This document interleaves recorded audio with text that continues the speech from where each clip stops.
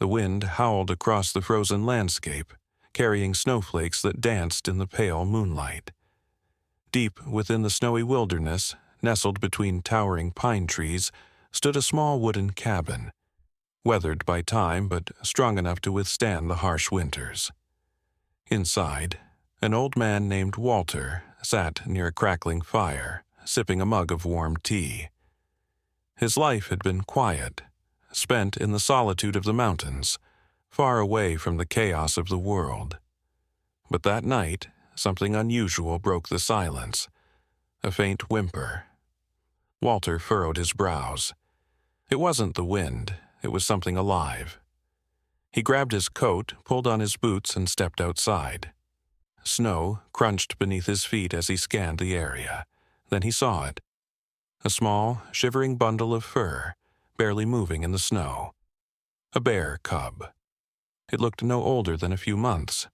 Its tiny body trembled from the cold, its dark eyes filled with fear. Walter hesitated. A bear cub meant a mother nearby, but as he looked around there was no sign of her, no tracks, no movement. The cub let out another weak cry. Walter sighed. "You're all alone, aren't you?" Carefully, he scooped up the tiny creature and carried it inside. The warmth of the fire slowly revived the cub. Its tiny paws twitched, and after a few minutes, it blinked up at Walter. Walter placed a bowl of warm milk in front of it. The cub hesitated, sniffed the bowl, then began to lap it up eagerly. "Guess you were starving too," Walter muttered, watching. Days passed, and the cub, whom Walter named Bruno, began to regain its strength. His fur became thicker, his eyes brighter. At first he was hesitant, curling up in a corner, but soon he followed Walter everywhere. Walter found himself talking to Bruno as if the cub understood. "You're a strange little fella," he chuckled one evening as Bruno curled up near his chair. "Never thought I'd have company out here." But deep down, Walter knew this wouldn't last forever. Bruno was a wild animal, and wild animals don't stay. Winter passed slowly, and Bruno grew stronger each day. Walter built a small wooden shelter outside for the cub, but Bruno preferred the warmth of the cabin. As the days turned into weeks, the two became inseparable. Walter would go to fetch firewood, and Bruno would trot behind him, stumbling in the deep snow. When Walter went ice fishing, Bruno sat beside him, watching curiously. The cabin, once filled with silence, now had the sound of soft growls and playful pawing. One night, as Walter sat by the fire, Bruno rested his large head on the old man's lap. Walter sighed, running his hand through the cub's thick fur. "I suppose you think you belong here now, huh?" Bruno let out a soft huff, closing his eyes. Walter smiled. Maybe he did. One morning, as Walter stepped outside, he noticed tracks near his cabin. Wolf tracks.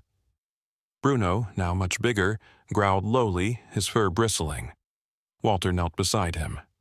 "They'll leave if we don't bother them." But as the days passed, the wolves drew closer. One night, Walter woke to a deep, guttural growl. Bruno was standing at the door, staring into the darkness outside. A pair of glowing eyes stared back. The wolves had come. Walter grabbed his rifle, not to kill but to scare the wolves away. Bruno stood his ground, letting out a deep, rumbling growl. The wolves lunged first. Bruno met them head-on, his sharp claws slashing through the air. Walter fired a warning shot into the sky. The sound echoed through the trees, making the wolves hesitate. Bruno took his chance, charging forward, forcing the wolves to scatter. When the fight ended, only paw prints and drops of blood remained in the snow. Walter kneeled beside Bruno. His thick fur was ruffled, but he was unharmed. "You're one tough bear," Walter said. Bruno just nudged his hand, as if to say, "I protected you." Bruno had grown too big for the cabin. His playful nudges were now strong enough to knock over chairs. He spent more time outside, wandering deeper into the woods. Walter knew what was happening. Bruno was changing. One evening, as Walter chopped wood, Bruno didn't come back. For the first time in months, the cabin felt empty. Walter searched the woods for hours, calling Bruno's name. But he knew Bruno was following his instincts. Days passed, then weeks. The snow began to melt and spring arrived. Walter no longer expected to see Bruno again. But one morning, near the edge of the woods, he saw something. Bare tracks, leading right to his cabin. Walter stepped outside and saw him, Bruno. But he was different now. His body was massive, his fur golden brown and thick. His eyes held the wisdom of the wild. For a moment, they simply stared at each other. Walter took a slow step forward. Bruno let out a soft huff. Not a growl, but a greeting. Then he did something unexpected. He lowered his head and gently nudged Walter's chest. Walter smiled, placing a hand on Bruno's thick fur. And then Bruno walked away. Not because he didn't love Walter, but because he was finally where he belonged. Walter still lived alone in his cabin, but he never truly felt alone. Some nights he swore he heard a deep growl in the distance. Some mornings he found fresh bear tracks near his cabin, and he smiled, because he knew somewhere in the wild Bruno was watching over him.